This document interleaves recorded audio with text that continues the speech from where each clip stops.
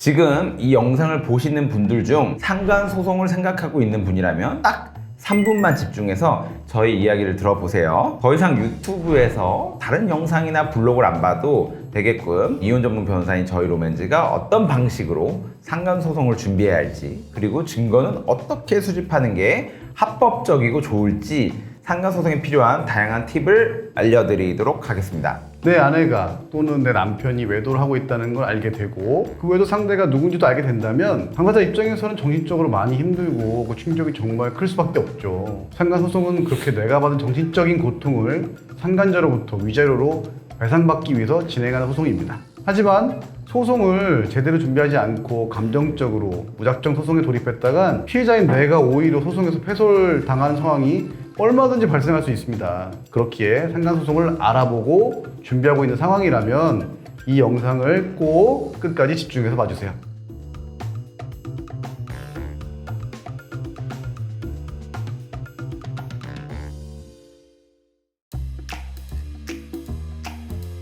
상간소송을 하게 되면 두 가지 선택지가 주어집니다. 만약 내가 원하면 상간소송과 이혼소송을 동시에 진행해도 됩니다. 그렇지 않으면 이혼에 대한 생각을 잠시 접어두고 상간소송만 진행하는 것도 가능합니다. 아마 이 부분은 로펌이나 법률사무소, 기타 변호사님들에게 가서 상담 받아보면 내가 어떻게 소송을 진행할지 결심이 서겠죠. 그렇게 해서 만약 상간소송을 결심하고 준비를 하게 된다면 지금부터 알려드리는 세 가지를 잘 준비해야 됩니다. 뭐가 있을까요? 우선 첫 번째, 증거 확보를 잘해야 됩니다. 두 번째, 상간녀, 상간남의 신상 파악을 해야 됩니다. 세 번째, 내가 확보하거나 아니면 내가 앞으로 확보할 증거를 잘 보존해야 합니다. 이 세 가지를 잘 준비해야 승소할 수 있습니다. 맞습니다. 첫 번째로 증거 확보가 왜 중요하냐면 상간소송에 있어서 가장 중요한 핵심이 피고인 상간자가 원고의 배우자가 혼인관계에 있는 사람이라는 것을 알면서 불륜행위를 했다는 것을 입증해내는 겁니다. 이걸 입증하기 위해선 당연히 주장을 뒷받침해줄 증거가 필요하다는 거겠죠. 증거 수집하는 좋은 팁은 영상 뒷부분에서 설명드리겠습니다. 두 번째로, 신상 파악을 왜 준비를 잘해야 하냐면 소송을 하기 위해서는 피고에 대한 신상 정보가 반드시 필요합니다. 피고가 누군지 알 수 없으면 소송을 빠르게 진행할 수도 없죠. 또한 나중에 내가 승소를 해서 피고가 나한테 위자료를 지급하라는 판결을 받았는데 안 받았을 경우 그 주민번호를 정확히 알아야 강제집행도 할 수 있기 때문에 상간소송에 꼭 필요한 것이 바로 피고의 주민등록이 적시된 초본입니다. 나중에 개인적으로 피고의 주민등록 초본을 발급받을 수가 없기 때문에 소송 초기 단계에서 사실조회 신청을 적절히 해서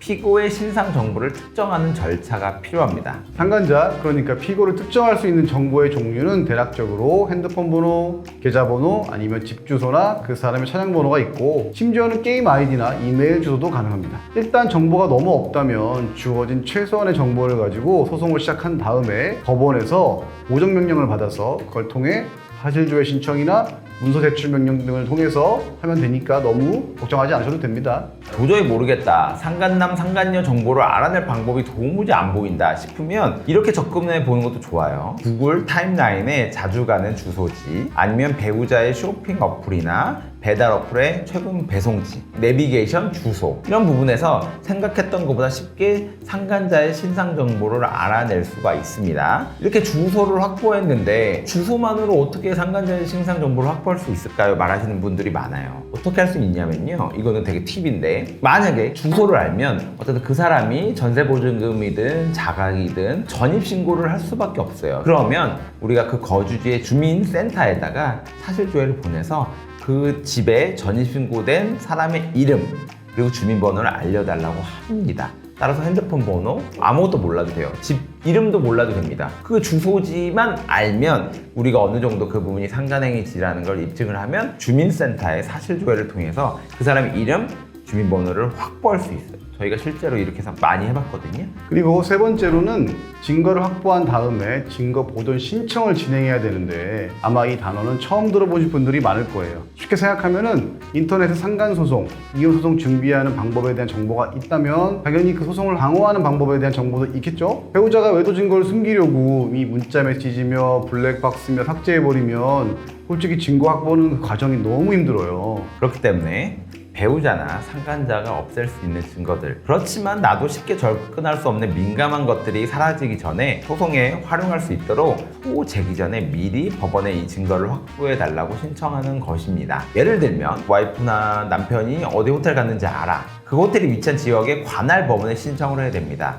어떤 증거가 왜 필요하며 그걸 왜 보존해야 되는지 구체적으로 설명을 해야 되는데 CCTV 삭제 기간이 있기 때문에 빨리 신청하고 빨리 결정을 받아야 됩니다. 또한 결정을 받았으면 판결문을 가지고 보통 저희 로펌 변호사나 실장님이 가서 모텔 쪽에다 협조 요청을 합니다. 물론 모텔에서 협조를 거부하는 경우도 있어요. 그런 경우 어떻게 될까요? 보통은 과태료를 신청을 해서 과태료를 매깁니다. 통상 과태료까지 내지면서 굳이 정보를 보호하려고 안 하거든요. 그땐 저희가 확보할 수가 있습니다. 한 가지 팁을 더 드리자면 소장을 접수하면 상간 상대인 피고로부터 시간 조금 지나고 답변서가 올 텐데요. 원고의 청구를 기각한다. 그리고 소송 비용은 원고가 부담한다. 라는 판결을 구합니다. 라고 답변이 적혀 있다고 해서 너무 거기에 에너지를 쏟지 마십시오. 방금 말씀드린 세 가지를 잘 준비했다면 내 청구가 기각되거나 패소 확률은 줄일 수 있고 승소할 가능성을 더욱더 높일 수 있습니다. 그럼에도 불안하다면 주변에 실력 좋은 이혼 전문 변호사로부터 상담을 꼭 한번 받아보시는 걸 추천드립니다. 상간소송을 생각해서 저희 사무실에 오는 분들을 보면 가장 어려워하는 게 증거를 어떤 식으로 어떤 증거를 모아야 하냐는 건데요. 중요한 건 증거는 많을수록 좋지만 개수보다는 의미가 있는 증거여야 한다는 것입니다. 증거를 무작정 많이 낸다고 상간소송에서 승소를 하거나 금액이 늘어나는 게 아니거든요. 그래서 간혹 다른 로펌에서 오신 분이 보면 모텔 출입한 거를 정말 자기 인생을 버리면서 자기 애들을 방치하면서까지 매일 미행하고 매일 찍고 그래요. 근데 상간기간이 중요한 거기 때문에 어느 정도 증거가 확보하게 되었다면 그때는 소송으로 넘어도 되고요. 그리고 또 이 남자가 유부남인 걸, 유부녀인 걸 알았다는 것을 증거를 확보하려고 엄청 노력하시거든요. 근데 생각보다 소송을 하면서는 내가 유부남인지 유부녀인지 알았는지를 엄격하게 보지는 않고 내 남편의 아니 내 아내의 카톡 프로필이 애들 사진이 있다거나 아니면 같은 직장에 다녔는데 회식도 같이 하고 같이 친했는데 유부남인지 유부녀인지 몰랐다? 이게 상식적으로 말이 안 되잖아요. 그래서 유부남인지 유부녀인지 몰랐다는 부분은 굉장히 상식적으로 입증을 하게 합니다. 따라서 엄격한 입증까지 요하진 않아요, 실무로. 그 부분 너무 걱정하진 않으셔도 됩니다. 상간소송을 준비하는 입장에서 내가 모아야 하는 증거는 첫 번째로 부정행위에 대한 증거입니다. 그리고 두 번째로 상간자, 즉 피고가 원고 배우자의 결혼 유무 사실을 알고 있었다는 증거가 필요한데 이 부분에 대한 증거는 다양하게 인정될 수 있는 부분이에요. 피고가 만약에 내가 원고 배우자의 결혼 사실을 몰랐다라고 주장하는 경우에 그 경우에 이제 이걸 항변이라고 하는데 항변이 있을 때 반대로 이제 원고 측에서는 아니다 피고는 이걸 알고 있었다라는 증거를 입증해야 되는 부분인데 통상적으로 많이 일어나는 상간소송 뭐 직장 내에서 발생한다든지 동호회에서 발생한다든지 이런 경우에는 원고 배우자의 결혼 사실을 몰랐다고 하는 게 오히려 더 비상식적이기 때문에 쉽게 인정되는 편입니다. 다만 예외적으로 우연히 클럽에서 만나서 바람을 폈을 경우에는 결혼 사실을 몰랐을 수 있죠. 제가 그래서 실제 했던 소송에서는 1심에서 원고의 배우자가 결혼한 줄 몰랐다라고 주장해가지고 우리 원고분이 패소하고 오셨던 거예요. 그래가지고 이거를 이제 항소심을 다시 저희를 선임해가지고 2심에서 저희가 그걸 증인신문까지 해서 원고 배우자 부르고 피고 부르고 당사자 신문 증인신문을 해서 결국은 다 밝혀내서 결국 1심을 뒤집고 2심에서 승소한 사례도 있습니다. 얼마나 구체적인 증거가 필요할지를 궁금하실 텐데요. 예를 들어 숙박업소 결제 기록. 분명 나랑 같이 간 적이 없는데 결제 기록이 있네.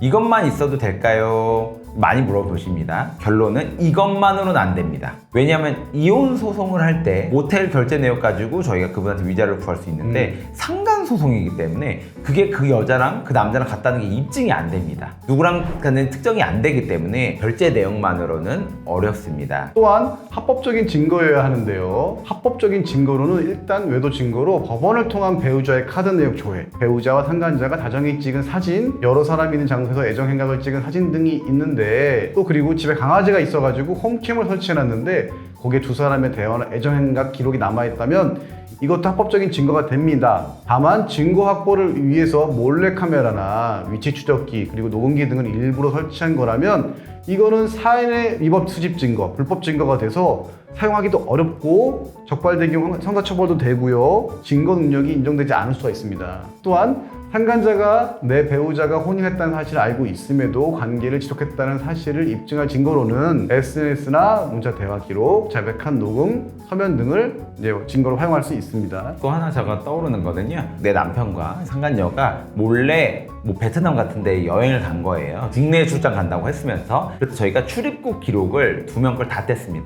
그랬더니 같은 날 같은 시간에 출입국한 기록이 있어서 이 부분을 가지고 저희가 상간했던 부분을 입증했거든요. 엄격하게 입증을 요하지는 않고 어색한 부분만으로도 어느 정도 입증할 수 있으니까 어느 정도 증거를 확보했다면 불법 수집 증거까지 가지 마시고 먼저 변호사 상담을 받는 게 중요합니다. 요즘에는 대법원에서 상간소송의 합법적 증거를 생각보다 줄이고 있어요. 그래서 내가 확보한 증거가 불법 증거로 해서 인용이 안 될 수도 있거든요.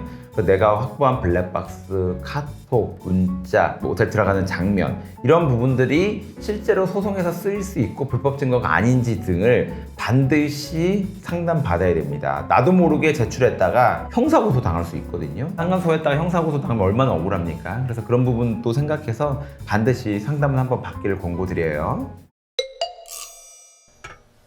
간혹 외도 증거를 찾겠다고 탐정, 흥신소에 의뢰를 해도 되냐고 물어보시는 분들도 있습니다. 결론적으로 말씀드리면 흥신소나 탐정에 의뢰를 맡기는 것은 불법은 아니에요. 다만 그쪽에서 합법으로 할 수 있는 부분이 생각보다 제한적입니다. 합법으로 해서 얻을 수 있는 증거가 많이 없거든요. 왜냐하면 소송에서 증거를 쓸 것들이 필요한 건데 수사기관이 아닌 민사 형사 사건의 자료를 수집하는 건 변호사법 위반이 소지가 있습니다.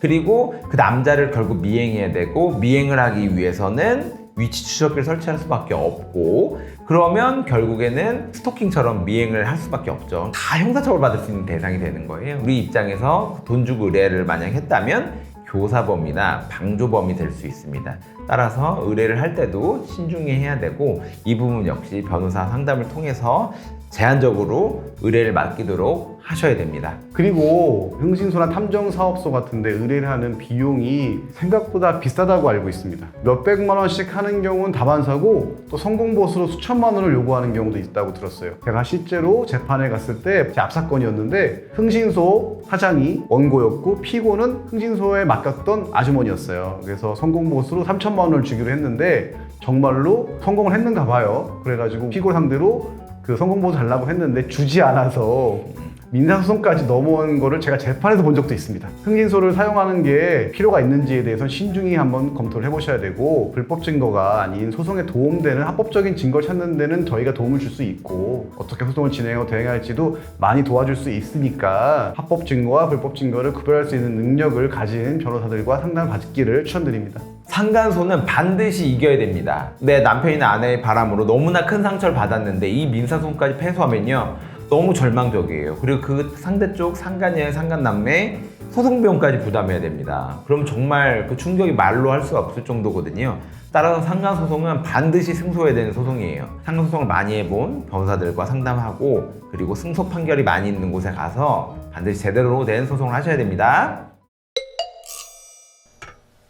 여기까지 해서 상간소송 준비에 필요한 팁과 증거를 수집하는 방법에 대해 알려드렸는데요. 유튜브든 블로그든 어떤 카페든, 이혼은 물론 상간소송에 대한 정보는 많지만 사실 그런 내용은 어디까지나 정답이 아닌 일반론일 뿐이고 내 상황에 맞춰진 내용이 아니기 때문에 그런 것들을 보면서 이게 진짜 맞나? 라고 생각하실 수도 있어요. 주변에 있는 법률사무소, 로펌에 가셔서 자세하게 내 상황을 설명한 후 관련 사건 경험이 풍부한 이혼 전문 변호사로부터 조언을 받는 게 가장 중요합니다. 또한 상간소송 많이 해본 로펌에 가야 됩니다. 모르면 말씀드렸지만 불법 수집 증거를 하라고 하거나 아니면 증거보존 신청 자체를 해주지 않거나 증거보존 신청에 대한 증거 CCTV를 수집하러 갈 때 아예 가주지 않거나 이런 경우가 많기 때문에 경험이 많은 상간소송 로펌에 가는 게 중요합니다. 그리고 여러 이유로 상간소송을 혼자서 진행하고자 하는 분들이 있었어요. 아셔야 할 부분이, 상간소송을 진행하게 되면 피고에게 소장이 송달되고 답변서를 받는 것부터가 생각보다 꽤 오래 걸립니다. 재판 출석도 몇 번 안 하고 비교적 빠르게 진행된다고는 하지만 사실 빨라야 4, 5개월 수준이고, 피고가 사실관계를 너무 인정 안 해서 다 싸우다 보면은 1년이 넘게 시간이 소요되는 경우도 부지기수입니다. 소송을 혼자 진행하는 게 불가능한 건 아니지만 그 과정이 상당히 힘들고 지치기 때문에 저희가 10년 넘게 실무를 해본 결과 상간소송은 온 힘을 집중할 수 있는 여건이 되지 않는다면 현실적으로 실력 좋은 이혼 전문 변호사의 조력을 받아서 진행하는 것이 훨씬 더 유리하고 추천드리는 내용입니다. 저희는 다음에 다른 영상으로 다시 돌아오도록 하겠습니다. 지금까지 로맨즈의 남성진 변호사 신학봉 변호사였고요. 영상 잘 보셨으면 구독과 좋아요 부탁드립니다. 감사합니다.